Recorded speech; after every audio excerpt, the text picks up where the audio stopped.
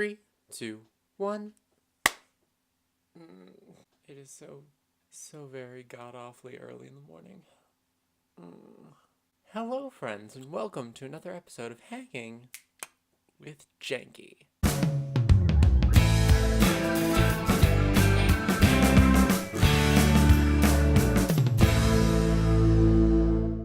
I'm so glad you could join me, friends, for this early episode of Hanging with Janky. Because, of course, if I filmed it on Saturday like I normally do, then I wouldn't get up till Sunday. And Sunday's Christmas, which is a terrible time to put up a YouTube video. Unless, you're just really bored hanging out with your family, and then I guess you can watch whatever you feel like on YouTube, so that's fine. Anyway, the issue that I'm having is that today we're going down to my sister's to celebrate Christmas with her, which means that I have to record this at 9:50 in the morning, which is a terrible time to be awake, especially if you were up late editing last night. It's just the worst. So that's where I am right now. Also, I'm playing around with the mic positioning here because last time I had it more off to the side where I usually have for my recordings, because I'm normally off over here on PC for those. But I noticed that the sound was a little wonky whenever I was leaning forward, leaning back, all of that junk. So I decided to move it a little closer to the middle, and then hopefully the sound sounds a little better with that too. So anyway, that's not why we're here. What we're here for is channel updates, sub thanks, and news. So let's get to it. So first up, we got the channel talk. So what got up on the channel this week? Funny you should ask. Not that, I guess it's not that funny, I always tell you. First up, we got the Daily Adventures series. Yay! It's the new vlogging series I'm doing on the channel. It's an infrequent vlog, which I made clear last Hanging with Janky, but the reason it's so infrequent is, okay. It's kind of like if you go to the same restaurant a lot and you always order chicken, and you might really love this chicken, but if you eat the same chicken every time you go to the restaurant, eventually you're gonna get sick of that chicken. For me, Daily Adventures is like that chicken. I don't want to film one every day because, I don't want to say that I do the exact same thing every day, but a lot of my daily routine is similar stuff, recording videos, occasionally going out and doing shopping and things. If something interesting is going on, or if I think I have a lot to do that day and it could get interesting, that's when I record for a Daily Adventures. Other than that, I'm like, if I just record every day what I'm doing, it's gonna get pretty old pretty fast. So even though it's called Daily Adventures, I kind of intersperse it into the week. I still haven't tried live yet either, but I might be doing that soon. I'll get to that in a minute. Next up, we had the Breakaway VOD. Yay! Because I played Breakaway on Stream Shenanigans last week, and I decided to create a VOD of it instead of just exporting it from Twitch because the actual stream itself was pretty bad. But I did want to show off Breakaway because it's an awesome game, so you can definitely go check that out. Also, we got SWOTOR 6, where we met up with Noah and Tom from Something for Every Nerd, which is perfect because then we finally got to reveal our ruse, which is this was all Noah's doing, because Noah really wanted to celebrate Rogue One, and so he was like, yo, Joe, Tom, Janky, would you like to hop in on this ridiculous adventure with us? And I was like, of course. So got to play some Star Wars Old Republic, and now we're all together and we're a party of bros, and it's awesome. And we compare ourselves to Final Fantasy 15, which is a game I haven't played that I should play. I hear great things about it. If only I had a PS4. Then we had The Witcher Part 22, where we finally met Dandelion, which probably isn't big news to most people, but it's big news to me, because of course Dandelion is an incredibly important character to the Witcher saga. And I'm just like, we're finally meeting people. We're finally meeting people. Oh my god. Oh my god. Yeah. But that actually took most of the episode, so it turns out we didn't really get to the swamp until the end of that episode, which is fine. But, if you're expecting a swamp, it's mostly just a drunken party where we steal pickles and lard from an 80-year-old woman. It's a good time, though. And finally, we have demo day for this week, in which I played the totally accurate Battle Simulator. And I cannot possibly explain to you how accurate it really is. Of course, Tabs is all over YouTube anyway, because lots of gamers have been playing it, most notably Jacksepticeye. And it just looked like so much fun. I was like, oh, I gotta try this. I gotta try this. And it was pretty much as frustrating as I expected it to be. And also pretty hilarious at times. And it was pretty satisfying when you guessed the right configuration to win. Turns out, ballistas are my friends. Check it out. Okay, as for what's coming up on the channel, we got more daily adventures, more SWOTOR, because we got episode 7 where we explore more of Coruscant, or we actually like get into Coruscant because we didn't really get to Coruscant last time. We get there. Then we have The Witcher Part 23, which is actually in the swamps this time. We are actually in the swamps doing things. Yay. Then we have, Shared Shenanigans Overwatch, because I got the chance to film some May's Snowball Offensive with Joe. So we got a Shared Shenanigans for the first time in like a month. I think the last one was the one I did with Super Antlers, actually. Keep talking and nobody explodes. So we're back to that, which is super awesome. And then we have another demo day. Not sure what I'm going to do yet. There's so much out there, guys. There's so much out there to do. Don't know what I'm doing yet. Ow. I hit my pop filter. So that's all for the channel. So it's time to move on to that wonderful time of the day where we thank the beautiful subscribers to the channel this week. Okay, it looks like we have 4 new subscribers this week, starting with Lexi V, who is just a wonderful human being. She's part of the Discord channel that I'm part of with a whole bunch of other tubers. She's actually one of like the administrators of that channel. Super nice. She does dating sims, she has Layers of Fear, Dishonored 2.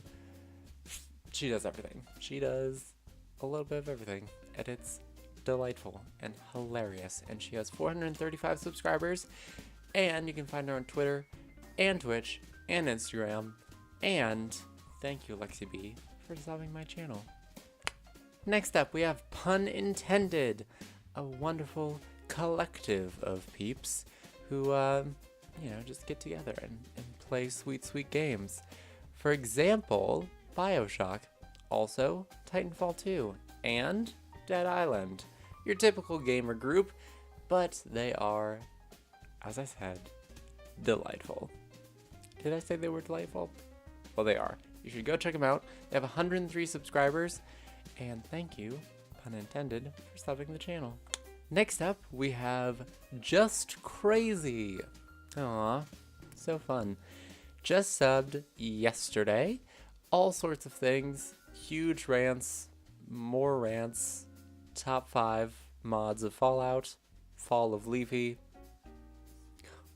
just all sorts of videos. He's got all sorts of things. Got 2,903 subscribers. You can find him on Twitter, Facebook, Instagram, and Snapchat. But mostly you can find him at Just Crazy on YouTube. So I will definitely link that down in the chat. And thank you, Just Crazy, for subbing my channel. And then the final subscriber we have for this week, who just subbed today, Carly Gaming. Thank you so much for your subscription. That is super kind of you. Thank you so much. You are a wonderful human being. Thank you. And that's all the sub thanks we have for this week. So again, thank you to those who subbed this week. And of course, thank you to all 155 subscribers to the channel. Yes, that's right. We're up to 155, which is pretty spectacular, I think. Now, I was actually going to do a thing from 150. I still gotta do that. I'm gonna live stream on Twitter about it. I'm trying. I'm trying to get to it. We will get there. Just like they put a man on the moon. We will get there. But more than that, thank you all. Love you so much. I'm so glad that you like my content. I will continue to try and make the best content I can for you guys. Thank you. Now it's time to move on to that wonderful part of the day where we talk about gaming news. I don't know what that fanfare was about. It's not like I have a sign for it. Okay, we got some good news this week, though. Starting off with some interesting news about League of Legends as an esport. Oh my god, the sun's coming through. So, it turns out that BAMTech, which is the Major League Baseball Advanced Media? Something like that. It's owned by Major League Baseball, and they just bought the exclusive streaming rights to League of Legends. So, according to the official press release from Riot Games, the deal lasts through 2023. BAMTech will be making a League of Legends streaming app slated for launch in 2017, and BAMTech will also be in charge of advertising and meeting with other streaming platforms like Twitch and YouTube. This is a game changer for our esport. As we've said in the past, true economic sustainability is a critical means to ensuring a sport that lasts, and this represents a major step towards that goal. As an innovator in digital sponsorship and media sales, BAMTech will help us unlock long-lasting and meaningful value for our digital sport as it matures. In BAMTech, we have found a partner equally committed to building professional League of Legends towards the lasting future we believe in for teams, players, and fans. We're honored by their faith and belief in our sport. So, I mean, they seem pretty confident about the whole thing. The only thing, I don't know, it's interesting to sort of juxtapose this against what Blizzard's doing with Overwatch, which is creating the Overwatch League. Now, to be honest, it is kind of hard to compare the two because there's still not a lot of information out there about Overwatch League.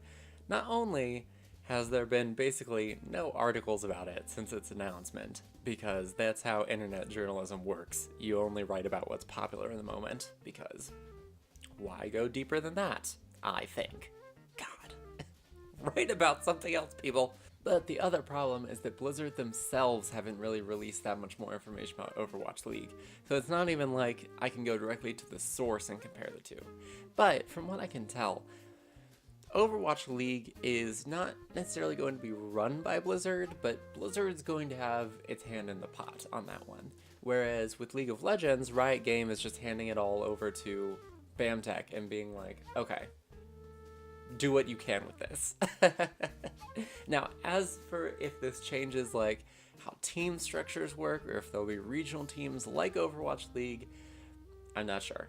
Really, they're mostly just talking about the deal and what kind of stuff comes with that technically. They don't really talk about what is actually going to be happening with the league now that it's, I don't want to say run by BAMTech, but you know, it's handled by BAMTech. What I can say is this seems like a really great advertising opportunity because, of course, BAMTech, Major League Baseball, has all sorts of advertisers. They know what they're doing in terms of like bringing in revenue and stuff. I mean, yes, people don't necessarily go to baseball games as much as they used to, but I mean, it's still a very successful sport here in the States.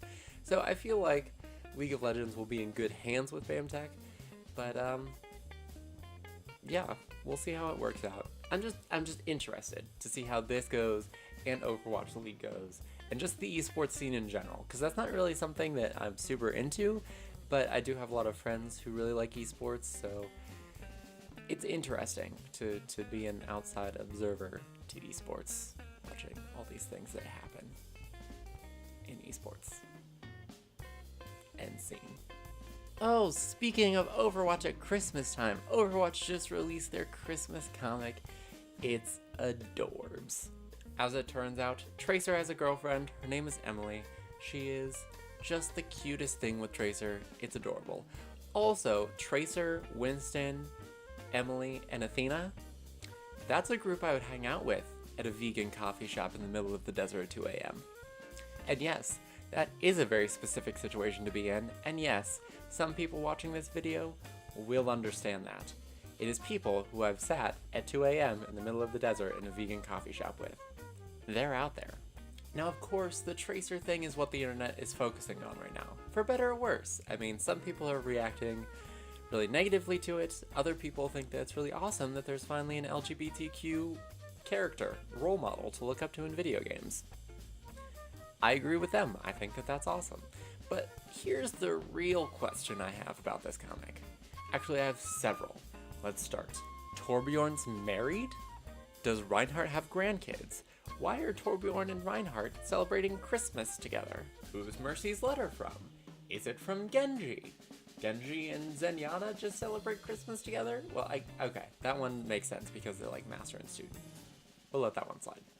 Widowmaker remembers her husband? Like, is Emily LaCroix, like, buried under there somewhere? Is she still... What is that? Oh my god, tell me more about that story. Where are Anna and 76? Why are they in what looks like an interrogation room? What's that picture that 76 is holding? I can't make it out. I'm curious. Who is Pharaoh with? What is up with that? Is it platonic? Is it romantic? What's going on?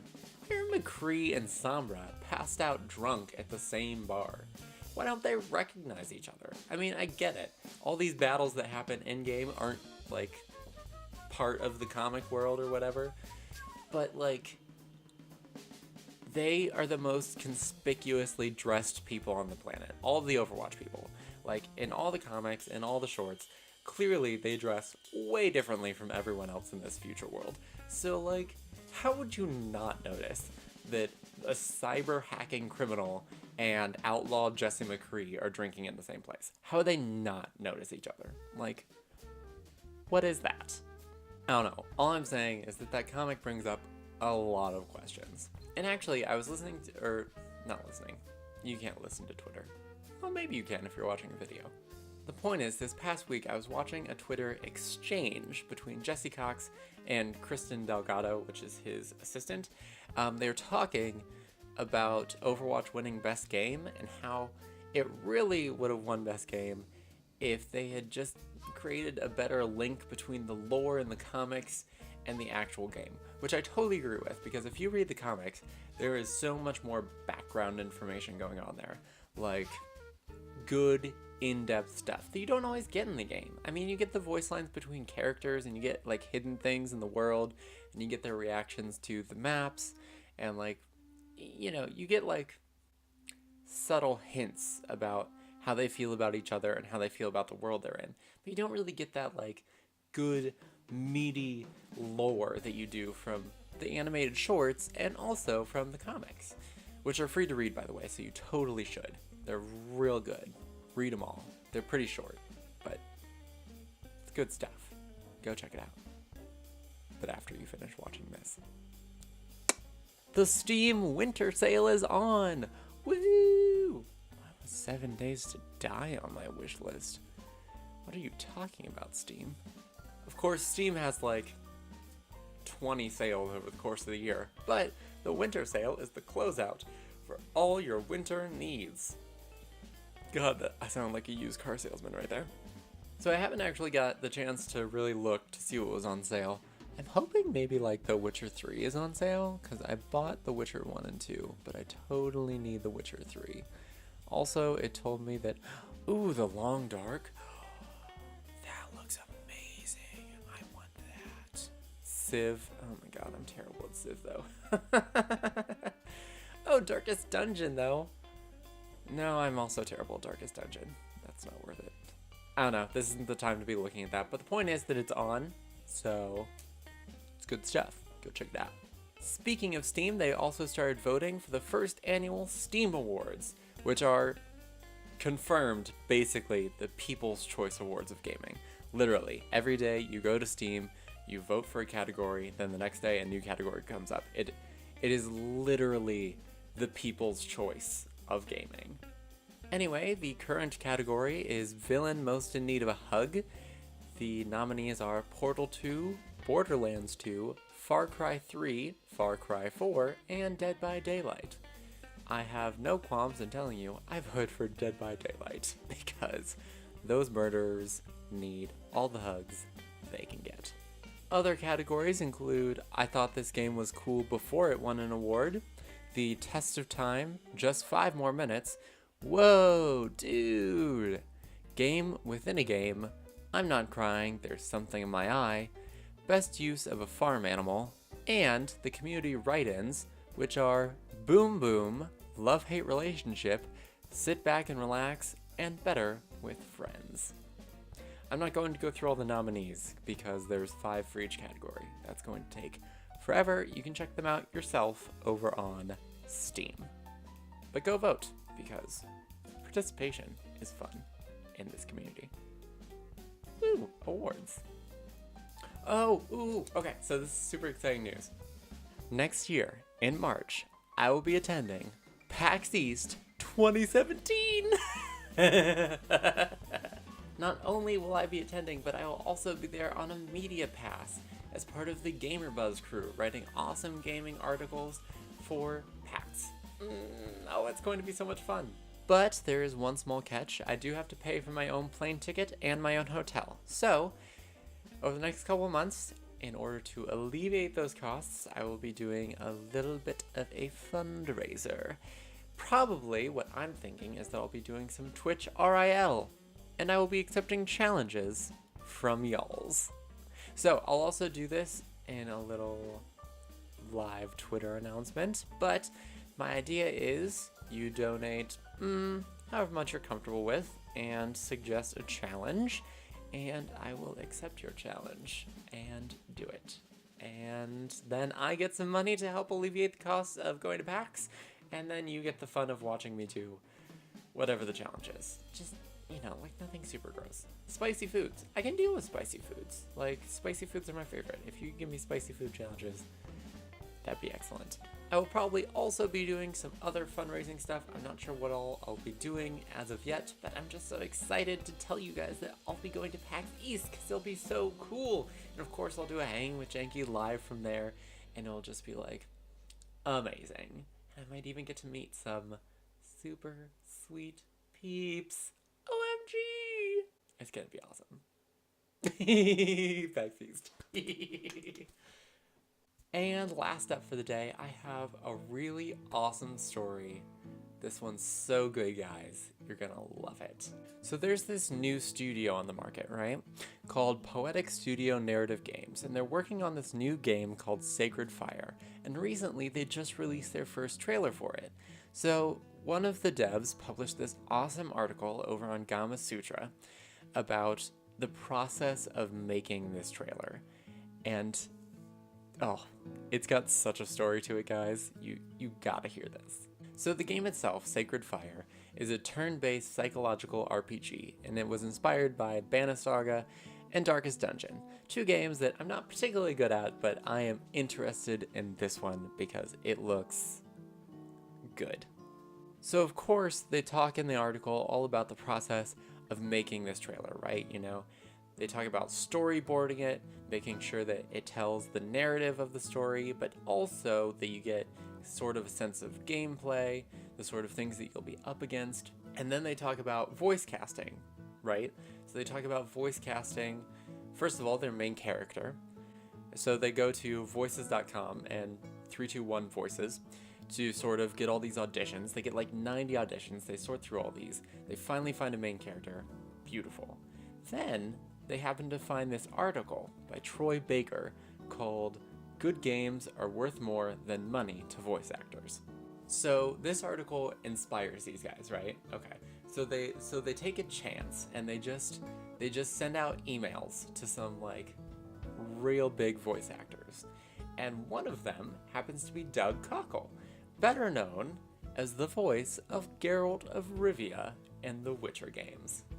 So these devs, right, they grew up in Eastern Europe. They loved the original Witcher stories, and they were just like, how amazing would it be if we got the voice of the game Witcher to do the voice for our game? Wouldn't that be awesome? Because we love these stories so much. How cool would that be?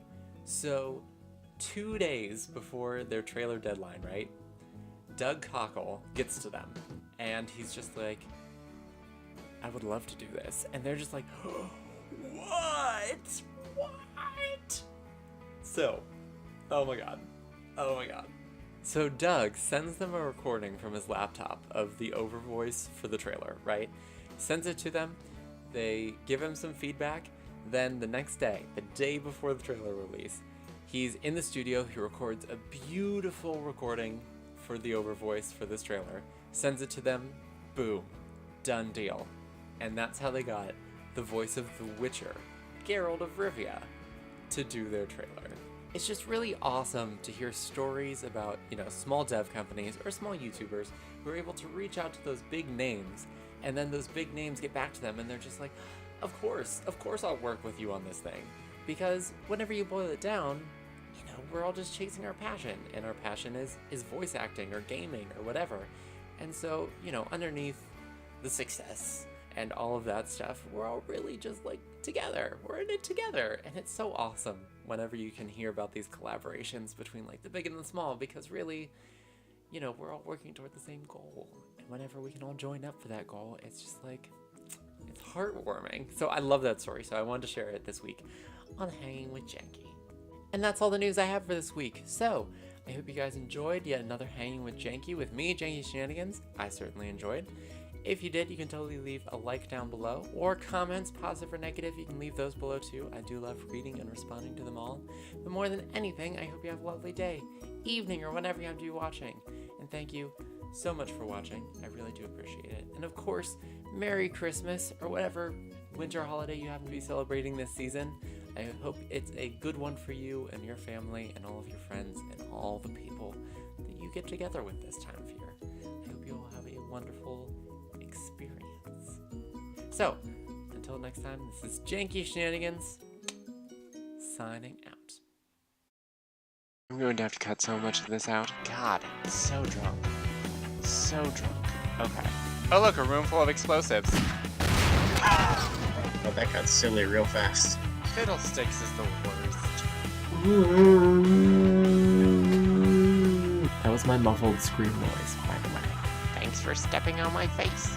Here's the 3 gold. People here are weird. So thanks for watching, and I will see you next time.